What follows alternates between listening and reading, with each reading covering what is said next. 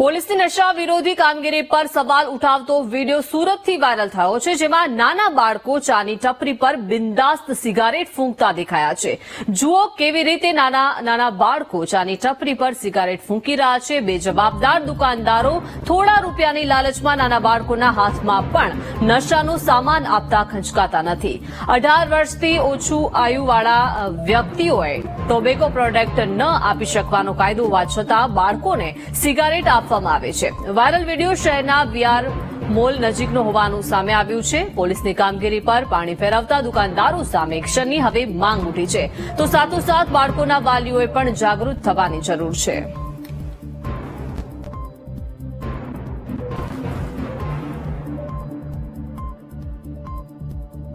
તો સુરતનો આ વિડીયો વાયરલ થઈ રહ્યો છે, જેમાં નાના બાળકો ચાની ટપરી પર બિંદાસ્ત રીતે સિગારેટ ફૂંકતા દેખાઈ રહ્યા છે।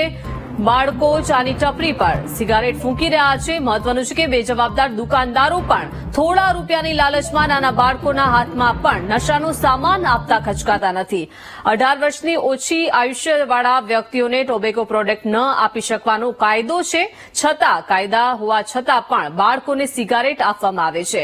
વાયરલ વિડીયો શહેરના વીઆર મોલ નજીકનો હોવાનું સામે આવ્યું છે, તો પોલીસની કામગીરી પર પાણી ફેરવતા દુકાનદારો સામે હવે એક્શનની માંગ ઉઠી છે, તો સાથોસાથ બાળકોના વાલીઓને પણ જાગૃત થવાની ક્યાંક ને ક્યાંક જરૂર છે।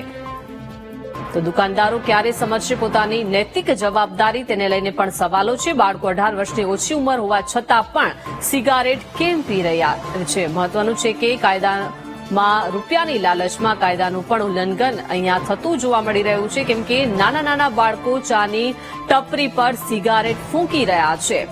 તો સુરતનો આ વિડીયો છે અને સાથે સાથે દુકાનદારો પણ અનેક સવાલો થઈ રહ્યા છે। દુકાનદારો પણ પોતાની નૈતિક જવાબદારી ક્યારે સમજશે, કેમ કે નાના બાળકોના હાથમાં આ સિગારેટ આપી રહ્યા છે અને સિગારેટ આપતા પણ ખંચકાતા નથી।